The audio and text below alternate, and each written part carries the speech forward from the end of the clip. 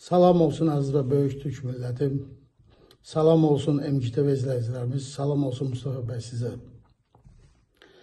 Demək, 2 gün bundan öncə Misirdə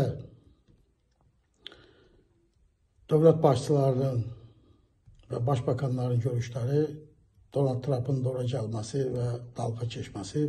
Bunu hər kəs gördü. Daha o detallara girməyəcəm. Orada onun Trump show yaratması və orada imzalar atılması bu Abraham Alyans, yəni İbrahim Alyansının ittifakına girmək idi və bu da Türkiyəmizdə artıq İbrahim Alyans ittifakındadır. Qəzzədə sülh məramlıların Türkiyəmizin, Azərbaycanın, Türkiyə məhmədçilərinin, Azərbaycan əsgərlərinin orada sülhün qorunması üçün ora göndərilməsi. Bu bilirsiniz nədir? Bu biriləri Amerika para qazandı, milyardlarla silah satıb. İsrail qətləm yaptı və İsrail ora tam girməyi qarayoldan girə bilmirdi. Əsgərlər, 20.000 əsgəri məhv edildi. Və bu günləri Türk dünyasında, yəni Türk əsgərinin, məhmədçinin, Azərbaycan əsgərinin də orada yer növbət yapması, bu sülhün qorunması, orada İsrail Qəzza bölgəsinə girəsi deyil. Amma ora evangelistlər, siyonistlər və anglosaksonlar arasında bölünmüşdür. Məhmədçilər və əsgərlərimiz orada İsraili qoruyacaqlar. Yəni ki, Qəzza tərəfdən, Filistin tərəfdən İsrailə keçən olmasın. Yəni orada bir savaş açan olmasın. Və bilirsinizmi, ən utanç yerinədir. Bunun da başında duran komutan Suriyada bu yaxınlarda Məzlum Abdi ilə və Tom Barakla, Ankara bölgəsi Tom Barakla bir yerdə yan-yana durub, arxasında xəritə, Suriya xəritəsində Türkiyə Cümhuriyyətimizin Xatay bölgəsində göstərilən o xəritədə duran o general CENTCOM-un, yəni Amerikan Mərkəzi Qüvvələrinin orgeneralı Brett Cooper'dir. Və hamısı da Brett Cooper'ə baxacaqdı, orada olan sülh məramlıların hamısı. İndi Azərbaycanın da yəqin ki, əsgərləri gedəcək, Türkiyə Cümhuriyyətimizin də nə qədər orada sülh qoruyan əsgərlər var, onların hamısının başında duran həmin o general olacaqdı. CENTCOM-dan olan Brett Cooper və mərkəzdə yerləşək İsraildə. Bunlar orada Türk əsgərlərə növbə çəkəcəklər, yəni qoruyacaqlar.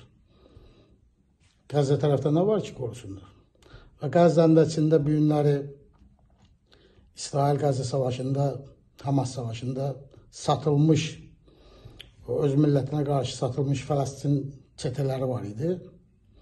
Artıq onlar qaldı orada, orada da iç savaşa gedir. Çünki onları hamısını öldürəcəklər. Hamas onları hamısını qətl edəcək. Artıq İsrail əskəri çıxdı oradan, bunları götürmədilər, bunlar da çetə yaratmışlar. Öz millətini öldürürdülər. Bunlar bu xainləri də orada öldürəcəklər. Və Hamas da heç vaxt silahı yerə qoyası deyil. Ona görə o bölgədə hələ təhlükələr qarşıdadır. Məni düşündürən əsas Türk məhmədçiyimizin, Türk əskərimizin, Azərbaycan əskərinin orada sülh məramlarından gedib oturmaqları və onların da başında duran Amerikan generalı olacaqdır. Brett Cooper. Məsələ budur. Mənim dediklərimi yəqin ki, anlayanlar anladı. Ona görə mən hər çıxışlarımda dəfələrlə deyirəm ki, Türk dövlətləri, Türk dünyası 200 ildir başımıza gələn bu hərəkətləri görürsünüz, bizi bölüblər, parçalayıblar, istifadə ediblər. Birləşib vahid parlamentimizi qurmalıyıq. Vahid mərkəz yaratmalıyıq. Fikir adamları, düşüncə adamları hamısını bir yerə yığmalıyıq. Buna dövlətlərimiz dəstək verir və öz NATO-muzu yaratmalıyıq. Çünki qarşıda qardaş Pakistanımızın da üzərinə oyun başlayıbdır. Çünki yeganə müsəlman dövləti Pakistan ki, nüvə silahına malikdir. Və bunlar da onu istəmirlər. Ona görə bu Hindistan-Pakistan savaşı, İran-Pakistan savaşı, son Afganistan, Taliban, Pakistan saldırıları. Bunlar hamısı buna hesablanır ki, gələcəkdə Pakistandan əlində olan silahları, yəni nüvə başlıqlarını, hamısının nüvə silahlarını əlindən alsınlar. Pakistan da bizim qardaş dövlətimizdir, həm Türkiyəmizin, həm bizim tarixi birliklərimiz var. tarix əlaqələrimiz var, qardaşlıqlarımız var. Və bu oyunlarda buna hesablıdır. Mənim buradan dediyim, Türk dövlətlərinin üst qatında olan hər kəs birləşin. Çünki bizim bu yeni dünya düzəlində birləşməməkdən başqa yolumuz yoxdur. Necə 200 il bizi parçaladılar, dövlətlərə qurdular, hər biri elədilər bu imperialistlər, evangelistlər, siyonistlər, anglosaksonlar. Bugün də həmin işi edirlər. Və hələ ondan da başqa dalğa keçirlər. Ağ Evdə də dalğa keçdilər, Trump dalğa keçdi. Misirdə də bu geri zəkalı Trump, bu showman. Allah'a emanet olun, Allah Türk'ü korusun. Ne mutlu Türk'üm diyene.